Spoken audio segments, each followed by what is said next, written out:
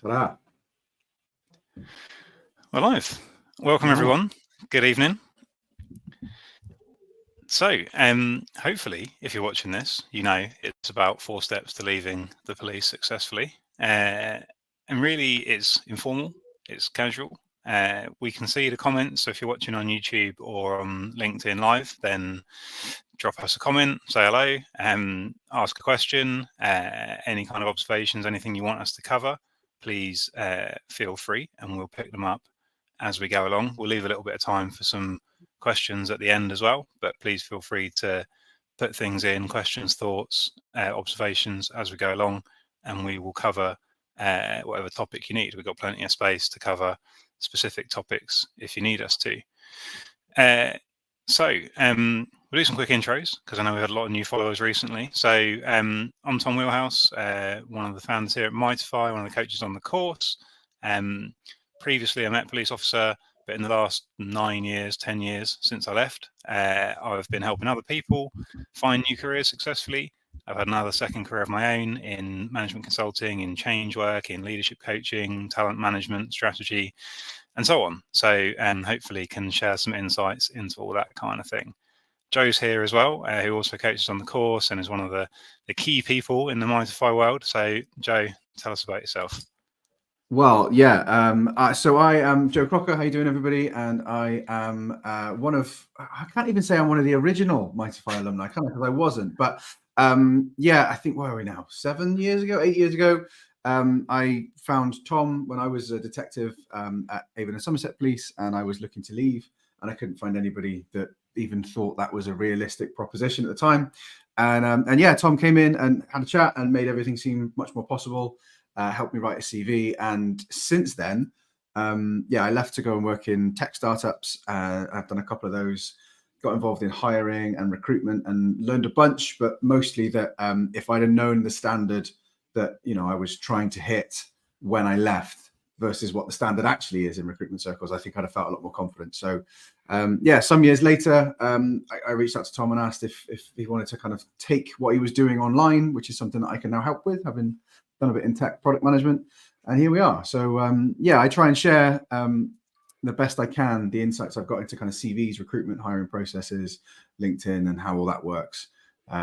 Just to help out where we can. So I now work for Motorola as a product manager. One of the biggest things I try and say to people about my journey is that I'd have settled for maybe 50, 60K at retirement level. I'd have been happy with, and having left, I went from worrying about how I was going to afford to pay for my kids' Christmas presents to, I think, nearly tripling that salary in about 2 to 3 years. So it's very possible. Tom was the first person to help me feel that way, and hopefully, we can do the same for others that are listening in. And I know we have done for many that are on the course and read the stuff on LinkedIn. So that's me, and looking forward to chatting to you this evening. We are now. Cool. Thanks, Jay. I guess there's a really important point there before we get into any of the detail, which is I wrote the word successfully in the title of this webinar, but that can mean lots of different things, and they're all equally okay. So if your motivation for moving on is to triple your salary, that's cool. We can help you find ways to do that. If your motivation for moving on is to move to a different part of the country or the world, or to spend more time with your kids, or to do fewer hours, or to pursue something you've always been kind of interested in, then those are just as cool too. There's no judgment on what success looks like. And one of the key things about this is helping you work that out, because I think otherwise you end up trying to copy other people, and that is not the way forward in our experience. So it's got to be an individual journey. I think we talked about 4 steps. So this is a huge, vast topic, and we could talk about transition from the police or emergency services for 2 weeks without drawing breath pretty comfortably if we wanted to. But we've both got other places to be, and I'm sure you have as well. So we've only got a little bit of time, so we wanted to cover like the main blocks. Really, we think the fundamentals are, and this is how we structure the work we do. And as Joe said, this has kind of worked for well, it's into the thousands now of people that have been through our courses, programs that we've worked with one-to-one, and obviously includes us as well. So we're going to sort of step through them a bit one by one. But like I said, ping us a comment as you go, or if you're watching it back in the future, then send us a comment underneath, because we'll still see them and pick them up on LinkedIn or on YouTube, or drop us an email. So the first one we call finding your fit, and this is probably the most like abstract and kind of difficult one to get your head around, because most people, understandably, when they contact us, they want to get a job, or they want to double this. So there's like a tangible end goal, and we start asking loads of questions about values and character strengths and what would be a good fit for you and what do you want your life to look like, and that can be annoying. I get that, but the reason we do this is because what we've seen before is people who leave and do something they feel like they should, because I don't know, what else has there been, Joe? There was train drivers was 1 year, cybersecurity it's been. What have the other sort of flavors of the month been that people have done? It's kind of the traditional stuff, isn't it? So you got the ones that think that, you know, train driver is the only thing that I can do, or cybersecurity is what I fell into. Really was the kind of the promised land of like untold riches and easy transitions. But you also get the people who either the naysayers who think they've researched it and looked into it and say, you know, there's private security, or there's, you know, you can work for a bank doing financial investigations. Or you know, maybe you've been watching too many American films and private investigators, and it's all this kind of low-level security guard stuff that comes out, and people who do surface-level research generally come away feeling quite demotivated and like, well, you know, that's quite low pay or similar sort of pay to the kind of role that I'm at, and it's easy to fall into that trap if you're thinking, I quite like being a police officer. I just, you know, my skills are a generic police officer. So if I want to do that kind of thing elsewhere, what is there for me? And it gets quite depressing, actually, I think, when you read that. So yeah, I think flavor of the month has for often been train drivers, and that comes from a lot of the stuff you see in the news about how fast that salary's gone up for the amount of risk and responsibility, which gets very controversial. Cybersecurity is just this vague term which can mean all sorts of different things, which is very viable, by the way. And then I guess maybe project management, I would say, or consulting. People kind of, again, it's broad enough and vague enough to be appealing without really having to know too many of the details. But yeah, I know exactly what you mean. Yeah, so no, a good example. So I think what we're saying to people first up in sort of top tips is go after something that you actually want to do, which sounds really kind of insultingly obvious, but it's really easy to bypass that step. And the obvious follow on from that is you need to work out what it is that you want to do and why first, because we'll get to the concept of CVs and applications and all that kind of stuff in a minute, but it's almost a bit pointless to start doing that until you're working out who you're actually writing for and what you actually want to say. And I think a lot of people, first, I've decided I want to leave, I need a CV, and it needs to show me my entire career needs to be written down perfectly so that I can give it to people and they go, yes, we want to hire you. And it's a bit of an earth-shattering kind of revelation, which is that that's not really how a CV works. And what they want is to see how you can do the thing that they're advertising for someone to do, rather than you're really good at the job you used to do. And there is a subtle difference there. But yeah, the amount of people that come to us and say, or come to me at least, can you write me a CV? You know, and I'll pay silly money, like anything. Just please, I need a CV so that I can go and get a job. And the reality is, you know, if you don't know the job that you're going to apply for, if you can't go on the internet and find it, give it a title, and have a look at the requirements and the people that are hiring for that job, then you really, it's luck's chance, isn't it? You know, if you write a CV all about yourself and nobody else of any real caliber applies, you might get an interview. You know, who's to say you won't? But the chances of getting one are significantly lower than if you've gone and researched that role, you've decided you want to do that, you know why you'd be good at that, you know what you offer, and then, you know, somebody can help you craft that, or you can craft it yourself about, you know, how to make that appealing to the person reading it. So yeah, really important first step that people seem to underestimate. They seem to think that there's like a rehousing scheme or a resettlement scheme for retired cops where they can kind of put their hands up, say, I'm not a policeman anymore, I'm on the transfer market. You know, who wants me? And yeah, I remember feeling like that on many occasions, and it's just not the way it works. It's so true, and I think that we could probably call that first block identity as well. And I'm surprised we've got 10 minutes in without saying the word institutionalized yet. But that's a word obviously that probably comes up in 95% of every conversation we have and on the courses we do, because that's how people feel. And your identity is really closely tied to what you've done for a living. And then it's not going to be anymore, for all kinds of reasons. You're probably not going to wear a uniform anymore, or a name badge, or have your kind of life dictated to such an extent. So that gives you massive opportunity, massive freedom to choose, but it's also daunting because that big thing that's kind of molded you and shaped you isn't going to be there. So this first block that we're talking about is about the opportunity in that.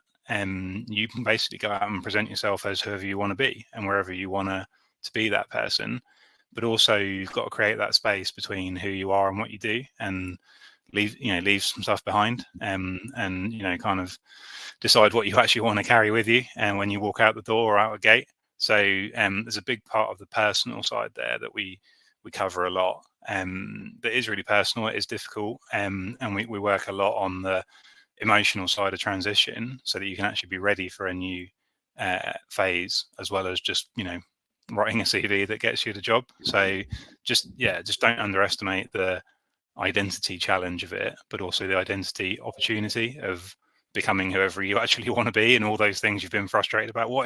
Wish my force would let me do this, or let me be this. Well, here's your chance. So I think it's two sides to that coin. 100%. And the natural tough bit of that transition is, okay, cool. So if I'm not a police officer anymore with 5, 10, 15 years experience, and all these badges and all these cases and convictions, or whatever else you want to use to kind of measure your caliber as a police officer, you leave all that behind, then what are you any good at? What else is there for an ex-copper to do, or even worse, somebody who's an ex-copper who doesn't want to say they're an ex-copper? Like what and the trick to that, and which we kind of move on to talk about, is the police do funny things with the way they explain skills and value, right? So your value in a role of a police is how long you have served, mostly time served, rank achieved, and courses that you have passed, arguably, right? So that's how they judge it. If you are not qualified because you've not passed the course, then you are not capable of doing a certain thing. Now that it doesn't matter if you are a black belt martial artist, they will not let you practice PPE if you've not passed the PPE course. And there's merit and reasons for that, but that gets really difficult when you start trying to translate that outside of policing to people who've got no experience of that. So a lot of the times we see people trying to explain that they've got let's say risk assessment and critical judgment skills because they were in firearms, and they will just literally say, I was a firearms cop. And they'll put that on a CV, and they say, I'm a firearm cop for 5 years, and I've dealt with high risk situations and stressful scenarios, and that's it. And that makes sense in policing, because that would be really good evidence if you were trying to move. You're trying to get promoted and justify that as in your PDR or whatever. But if I'm a hiring manager and I've never been involved in firearms, and I certainly don't want to hire anybody to fire guns at people, then actually there's a real knowledge gap between what it is that you're capable of and trying to say versus how that's received by the person that's reading it, and that knowledge gap, I think, is really key. So what we try and do is, using free tools on the internet, is we will get you to have a look at the skills that the College of Policing say that police officers actually have, and they will write that in terminology that makes much more sense to kind of public sector recruitment, and we will encourage you to start thinking about that. So how do you break down the role of a police officer into its component kind of subset of skills, and whatever else you might have done in the police? Maybe you've done secondments or attachments, you've been different ranks, you've done various different things. How do we break that down into its component parts and start to look at how we match those things to job applications? So now when you start looking across the internet and thinking, oh, there's no jobs for ex-police, you do start seeing jobs that might fit with your background or that you are interested in, and you can start to look at those kind of required criteria and think, oh yeah, and I can evidence that. I can evidence that in a different way, but I can make it relevant by changing the structure, changing your words, changing the focus from what you traditionally do in a PDR to, you know, how you should write it in a CV, or even how you should have a conversation with somebody about that kind of role. Yeah, and I think you're spot on, and that's the sort of subtle but important step from that first bit we were talking about identity and like, who are you really? What are your values? What are your character traits? What are your real like core strengths? Who are you underneath the uniform or behind the badge? And then that second piece that you've just been talking about is what is it you actually do? What is it you really do? You know, what are your skills? And you know, same as you, no one's ever given me a job or any work based on those Mondays I spent doing CBRN 10 years ago. You know, Yeah. I've got a skill, or had a skill on paper. It was no use to me, really, and it's not been any use ever since. But if I'd put my kind of self-worth or self-belief behind that skill, it would have been the wrong one. So I think it's connecting this up with like, who are you really? Which might be, I'm somebody who is like collaborative, honest, creative, curious, logical thinker, which are almost like very core personal things. But then actually, what is it you do for a living? Well, actually, yes, my badge says police detective, but actually I'm a logical thinker who analyzes data, who sees patterns, who identifies the opportunities that come from those patterns, and so on and so forth. Now we're into who you are and what you do. And I think the first bear trap we see people fall into is the first line of that CV will say, I'm a police sergeant with 15 years law enforcement experience. And yes, in some ways you are, but you haven't actually told us anything about yourself. Yeah, couldn't agree more. And it happens all the time. And not only does it happen on CVs, and CVs are quite private, right? So you don't, you know, nobody really sees them. It doesn't have much of an impact, but people do put it on LinkedIn. Do you know what I mean? People do kind of put it in their opening emails, and they do, you know, if somebody asks in networking events, like, well, you know, what do you do? Oh, I'm a police officer. And that immediately puts people into this box, especially if you're trying to get out of that box. It's really difficult. So yeah, and this is kind of the first way we layer it on. Firstly, try and remember kind of who it is that you are, and who it is you've become during your, you know, what is no doubt an exceptional career in policing, which a lot of people will not have that kind of experience. And it's desperately sought after in the private sector, but people are just struggling to communicate it. So once you figure all that out, we then hopefully try and give you the skills to communicate that properly in general. And we do that by looking at, you know, like I said, all those resources on the internet that will explain to you how to do that, but also by looking at jobs that you might be interested in and starting to see where those two things match. And we start to build up a body of confidence between, you know, where you were when you started of, oh, what jobs are there for police officers, to, well, what jobs are there for me, and how do they work with the skills that I've developed during my career as being a police officer. And those first 2 weeks are a little bit, first 2 weeks of the course, sorry, a little bit kind of soft skill and squishy, but it's probably where the vast majority of the transformation happens. And it's the foundation that leads into kind of building on to the CVs and the interviews and the LinkedIn profiles and all that kind of stuff. Yeah, 100%. And I think it's confidence, right? So often it's us being able to nudge people, or some of it's chipping things away. Because I think it's very rare, in fact, almost never, do we ever have to say to somebody, you're missing loads of things in your professional skill set that you will definitely need before you can ever get another job. You can't go away for a year, do all these courses and come back to us and then we'll help you. I think we've ever said that or wanted to say that. That's a good point. Yeah, oh, I haven't got a degree, I can't apply for all these jobs, or I haven't got Prince 2, or I haven't got this, or I haven't got the other. It's never the case. And such a key point, because there's all of these reasons that hold people back. And people can be quite exploitative about that as well. I think people can turn around and say, oh, here's some free training, or some we can upsell you some stuff, and just, you know, get your head down and feather your nest and get yourself to be in a better position before you leave. And it's not true. And I'm not saying, you know, throw your warrant card in and walk out tomorrow. Why would you put yourself in that position? But the reality is that the workforce in general is desperate for people that can communicate properly, that can manage risk, that can organize, you know, that can prioritize. And I'm racking my brains of an example of someone who has come to us and said, I want to leave and I want to do something, has taken a job. Everybody's nervous. Everybody stresses about, oh, what if it goes wrong? That has not gone on to do really well, like pretty quickly. I can't think of, there's not been a single person that's come back to me to say, I made a terrible mistake. I need to go back into policing.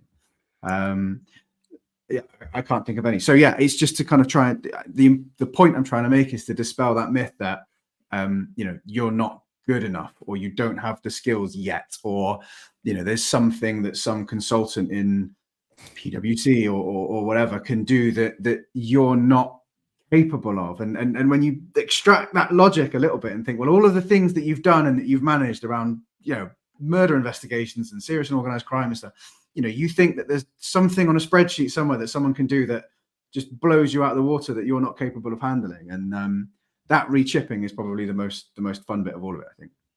100%. Other big four consultancies are available. No, but you're right, because it's one of those. It's a great example of those industries that people think, oh, there's a kind of a sorcery to it that I'll never understand, and I'll never be invited into the magic circle. And of course, there are things there that people have spent years learning and skill sets that have been honed and all the rest of it. But I mean, the two of us are good examples that you go into other industries, you can do well with the fundamentals of, can you build relationships with people? Can you make decisions? Do you do what you say you're going to do? Do you, are you resilient? Do you ask good questions? And do you have ideas? Are you willing to kind of put yourself forward for things and say yes to opportunities? Because actually, that's kind of what it boils down to. And one practical thing I'd say that I always like to recommend to people is all the friends you've got outside the police, or friends and family who do other things. Generally, what happens is you won't actually have a clue what they do for a living. You might know like the name of the company they work for, or they're a IT director, or they're in finance, or they're in logistics. But go and say to them, like, what is it you actually do on like a daily or weekly basis? Like, I know it's in finance, but what do you actually do?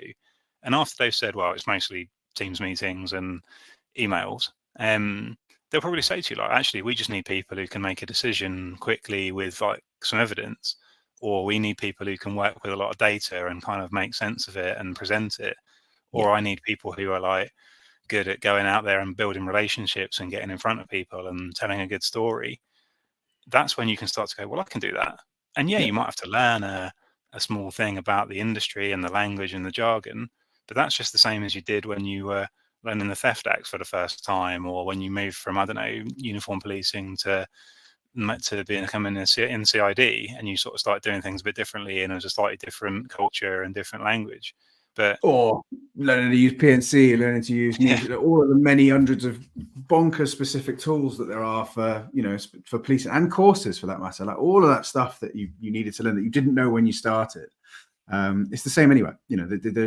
There is a margin for training and development, and they don't expect you to be able to come in, and when they say hit the ground running, there is an onboarding ramp that takes a little time to pick up. So there is those fundamental core skills that are lacking that people are after. So yeah, really good point. Really good point. I think that, and that naturally leads us into the sort of third block of 4, which is around how you actually tell that story. Putting it on paper, on a CV, on an application. Because a great question to ask in an interview might be something like, what might my first 3 months look like in the role? What are the sort of key indicators of success after 6 months for me in this new role? And if the answer is you need to have brought in 10 new clients of whatever, then okay, that will either sort of really sing to you, or it really won't, depending on your personality and how you like to work.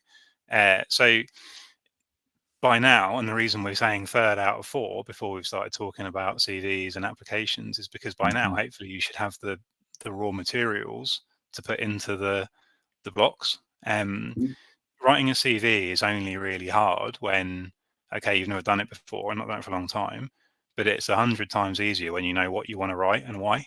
I think that's what makes it so hard so often, because you think, I don't even know how to structure it. And guess what?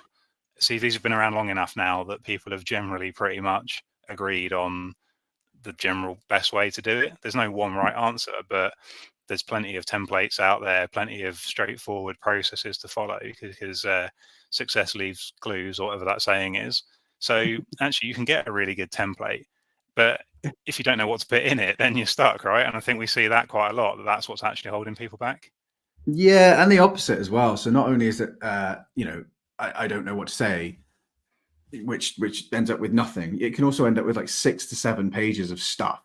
And one of my favorite one of my favorite books on kind of marketing, to be honest, was No One Wants to Read Your Shit, which is a great title for a book. But the reality is that, you know, if you're a hiring manager and you've got 50, 100, 150 applications to go through, you hear the stats that are banded around, like, oh, it takes 20 seconds. I don't know what the science is behind that, but I do know that I've reviewed CVs, and I can guarantee you that I make a very quick first impression.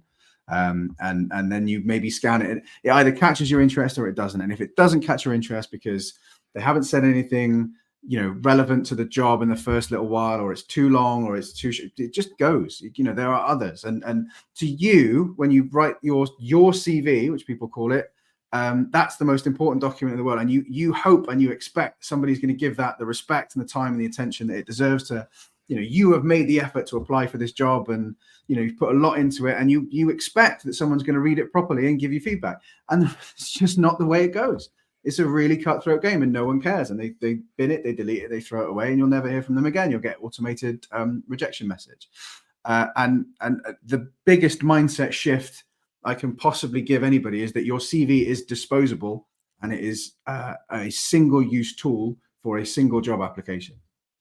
And it's a marketing document. The CV is not going to get you the job. No one got the job because they submitted the best CV. The person who got the job is the person who got the interview because they did the best CV. And then the person who does the best interview, plus a bunch of other stuff around salary expectations and start dates and a bunch of other factors that are kind of out of your control. So yeah, the idea of a CV is to grab somebody's attention and convince them that they want to have a conversation with you. You do not need to put your full career history in there. You do not need to put every little detail in there.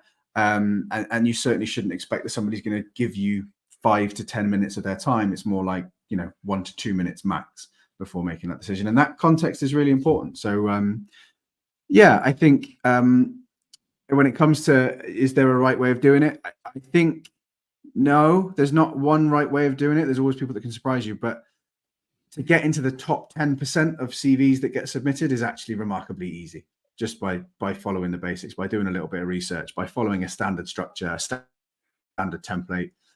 You know, unless you're going for a design type role or a particularly creative type role, you know, it's all about the text that's on the page. There are effective ways of writing text on that page. There are effective ways of structuring it. They are very easy to learn. It's not fun. Like, CV writing is not a fun job for anybody. Nobody really likes doing it. But yeah, there certainly is a structure that is very teachable and is very effective. So yeah, no, there's not one right way, but there are super easy lessons that you can incorporate into it. And just by doing the basics right, honestly, it's enough. It's not that competitive. And when you compare your original CV to the CV that you end up writing, kind of hopefully with, you know, by the end of the course, you'll realize that if most people are not doing that research, which they're not, the standard is remarkably low. Yeah, 100%. I think the other thing we can offer people is just to be that kind of annoying voice that says to you, so what, so what, so what, a lot of times when you've written a really well-crafted sentence about all the things you've done, and we say, look, it's great, but is that going to swing you an interview? Because if not, it ends up being a little bit like, and I think if you're watching this in the UK and you're of the right kind of age bracket, you'll remember doing those dark red records of achievement at school. That turned out to be, I don't think I ever used mine for anything. So maybe it was just a ruse to keep us quiet for like a month at school or something. But it just becomes like that. Otherwise, a big binder of stuff that you've done, which is kind of cool, but is anyone really interested? So, you know, you just got to see it as a means to an end, which is to get you an interview, and the interview is to get you a job, hopefully. So yeah, we can give you that challenge just to kick it along. Because again, we see people get really stuck at that stage, and it's natural. It becomes safe to kind of spend 6 months honing your CV and telling yourself, right, I'll just, when my CV is ready, I'll start applying for stuff. But that point will never come when it's truly kind of perfect and truly the right time. So you've got to get a 90% CV and get it in front of people, get the feedback, start talking to people about it. Yeah, 100%. And there's more to it as well, right? So there's as we move on, like the CV is the big ticket item. CVs and cover letters, that's the big key that people think they're going to have, and it's going to be perfect. They're going to fire it out to their 50 ideal jobs. They get 50 interviews, and then they get to pick from the bunch. And that's not how it works. And the reality is that what sets police officers apart is their ability to do things that others maybe wouldn't do quite so naturally, like reach out. Like the amount of people that panic about sending a message to a recruiter or somebody who's listed the job application. So have you reached out and asked them some questions? And people go, no, I've got to wait in the process. They've advertised a job. I simply must sit here and wait for a response to my CV before I can do anything else, because that is the construct that I'm in.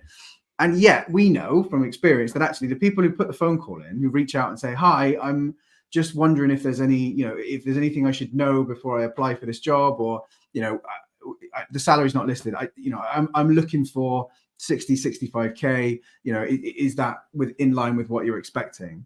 And just starting those conversations just changes the game entirely. You build those relationships, you build the connections.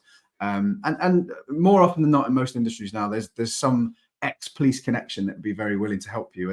And Tom, based on your number of followers, I think, on LinkedIn and how long you've been doing it for, we've got some good advice for people who are looking to build that network, which is probably in the end the scariest thing for a cop who's been super conscious about their online security and online presence to be doing, I think. Yeah, spot on. And I think, and that's the fourth pillar of the four, really, is that, like, getting the word out there, spreading the word, as we would say. But it's pitching. And again, and this is not just a police thing. I work with a lot of people in different industries about pitching, presenting themselves, their personal brand. Almost everyone hates that as a concept and is nervous about it. But it's really important. I think it's one of the most powerful career skills you can develop, is being able to almost sell yourself in 60 seconds or 90 seconds, or sell anything in that quickly. It's just about presenting the information people need quickly, concisely, and in a compelling way.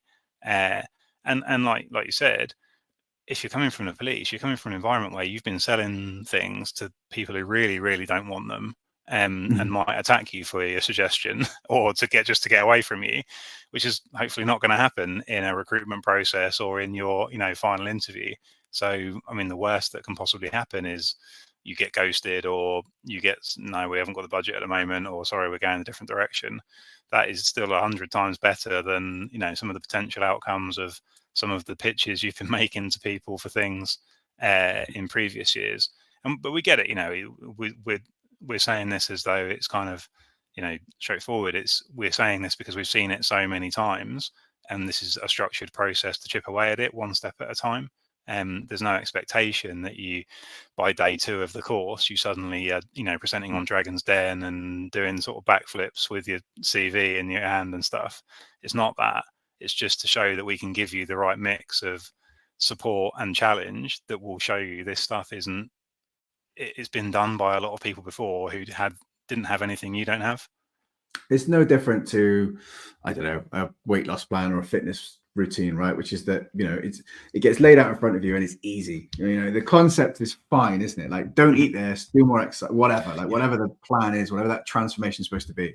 The point of the course and the coach is the accountability that is what the important bit is. Like, what you need to do, we know what you need to do, trust the process. Hopefully we've got enough people who've been through it now, and the fact that we've been through it, that you can trust that process. And then it's just getting it done. And getting it done is always the hard bit. There's always more research you can do. There's always more procrastinating that you can do around, I'll just read another article, or I'll scan the jobs boards for 2 more hours and not submit to anything. The real work gets done when you actually start taking that kind of action.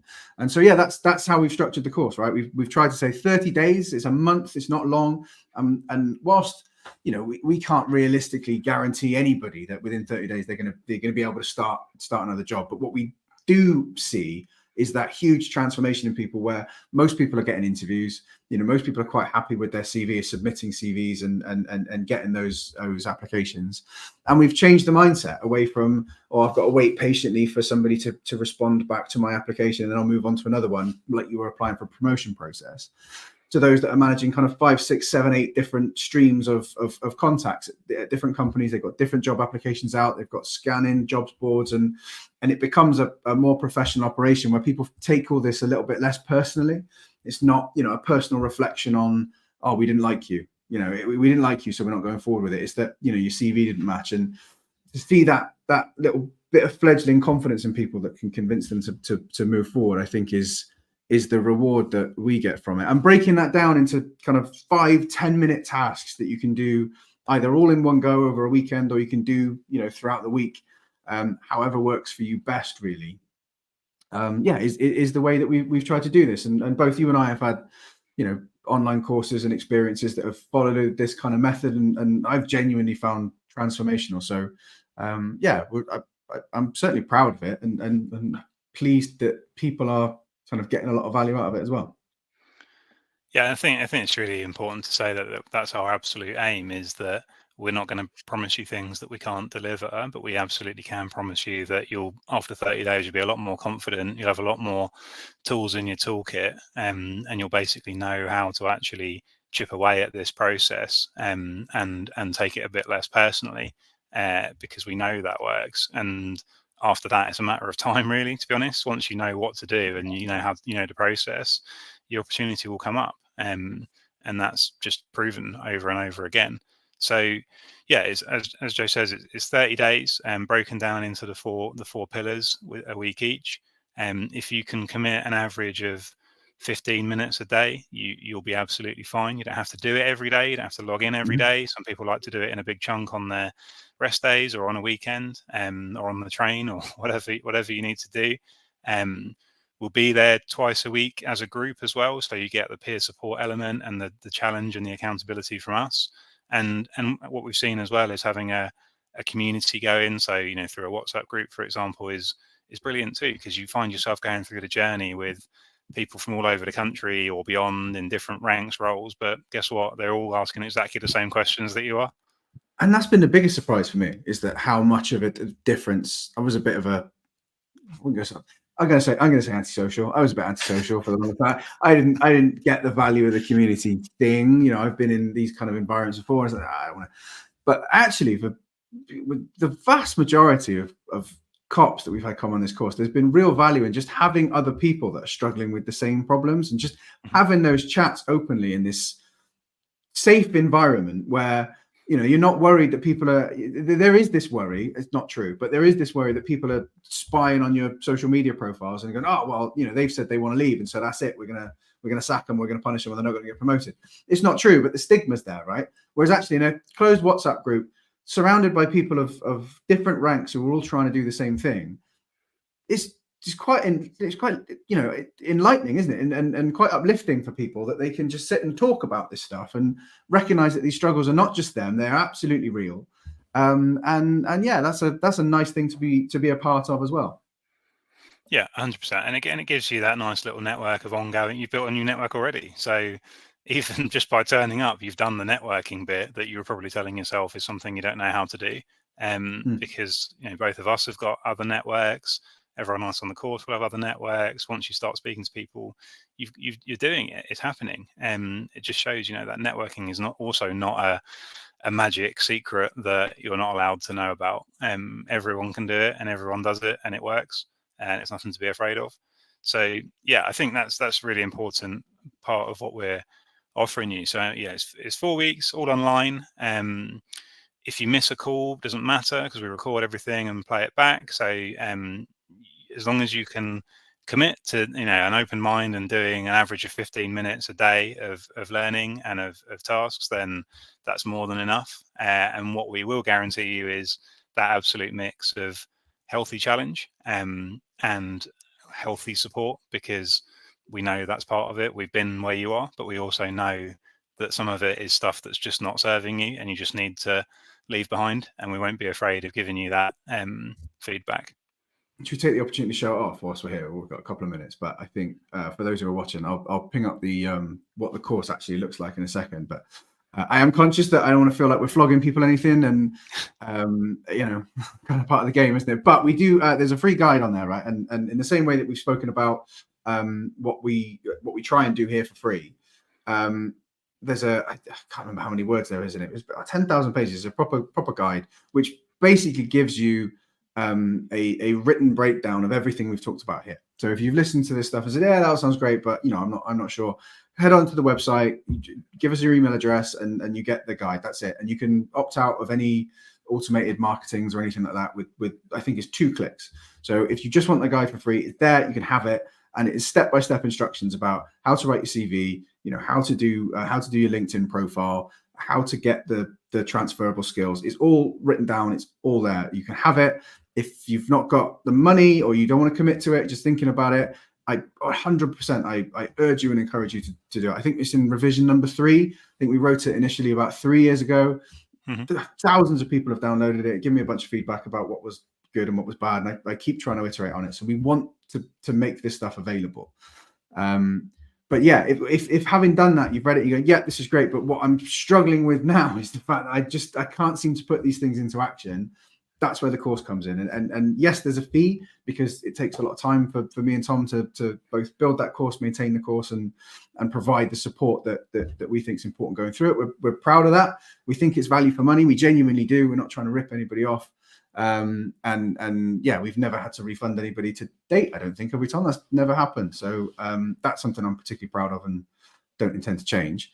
But what you'll get for your money, if I can do this, let's try. How's that? There we go. So that might be a little bit hard to see because I'm on my swanky 4K monitor. But this is the course. So when you first sign up, you'll be dropped into a landing page. You just have this welcome to the course thing. And then what we do is over the 4 weeks, we release each bit separately. And the reason we do that is because it stops it from being overwhelming. It keeps everybody at the same kind of pace. So whether you do it, each day, or whether you do it all at the weekend, hopefully everybody kind of tries to keep along, keep the same pace, which means everybody's talking about the same kind of things. So as Tom was explaining, you've got the finding your fit stuff. Each of these is its own individual lesson. And then we put a few kind of tasks or challenges that literally kind of 30, 40 seconds to make you sort of think about things. Or maybe they might be, if we've asked you to come up with a job that you might like to do, it would be go and find one and kind of paste it in, just practically get the thing and explain why, and go through those motions, force yourself to go through the motions where otherwise maybe you'd have sat there and thought, well, yeah, I kind of know. So helps crystallize it. And then at the end of that week, you get another one. So there's the talking the talk section that we were talking about limiting beliefs and job search and how to read a job description, transferable skills, that kind of stuff. Walking the walk, what CVs what good CVs look like, how to write a professional summary, how to structure your career history. That's often a problem for people. How do you go about organizing it if you've done a period of acting and then maybe a secondment and then gone back and done the same thing again, all that stuff. So real practical how you do that. Demonstrating impact, which is a big one. This is what Tom was talking about so what, can you use numbers? Can you give an example of exactly how you are a good communicator, not just because you were a sergeant or because you did what, like how many team briefings have you run? How many case files have you presented? Whatever. And then the LinkedIn stuff, as we talked about, refining the pitch, getting opportunities to come to you using kind of outbound marketing techniques and all that kind of stuff. So can we do an example? Yeah, I can do an example. So each of those you click into, you get the video screen, it's all written down as well. So you can understand, however you choose to learn. And yeah, that's really it. There's no weird rocket science to it. But that's what you get when you sign up. You also obviously get access to the WhatsApp group, which we've tried to do community in a bunch of different ways, but we find WhatsApp is probably the easiest for most people. It's easiest for us to respond to really quickly, and easiest for most people not to have to download yet another kind of social media kind of messaging app. And in that WhatsApp group, we'll ping you the links to all of the sessions that we run. You'll be able to get them through the course as well. And as Tom said, all the historic ones are there for you to access as well. So yeah, if you do decide to join us, we'd love to have you. I think it's always exciting to have people on these courses and find out what it is they end up doing. And it doesn't matter whether you're at the stage where you're desperate to leave or you're just kind of thinking about it and want to have the skills and the confidence to do that job search on your own, maybe, in 6-7 months time when you do get around to retirement, or, just to be pre-armed with that kind of knowledge, I think is really helpful for people. So yeah, open to all. It's very supportive. It's not competitive. It's not pushy. There's nothing. It's just, we think, in fact, we know by this point that this is valuable stuff, and it was built from the thousands of questions that people have asked us, over many years, that by and large are all the same. So yeah, we like I said, we're super proud of it. We hope it's useful to you, and yeah, we look forward to seeing some people on the course. It would be amazing, yeah. And for us, it's just an absolute joy to see all the talent that's out there and see all the really cool places that people do end up going. Like every single time we do it, we're amazed by the skills that we get in the front door of the course, and also the pathways that then people find that even we've never thought of after thousands of people later. So, yeah, it's awesome for us to be part of too. So we would definitely love to see you there. You've got a week, just under a week. So we'll be starting Sunday, Monday, 10th, 11th of March. So the content goes live on the Sunday, and then we'll get together as a group for the first time live next Monday night. So any questions or anything, please let us know. Drop us an email. As Joe said, head to the website for the guide as well. And if you've got someone in your office or team or shift who's miserable and keeps saying they would leave but they don't know how, then send them this video. Absolutely. Thanks, everyone. Maybe not all of it. Maybe we'll put it down and get some highlights. But yeah, take it steady, everybody. Nice to spend some time with you. Cheers. Cheers.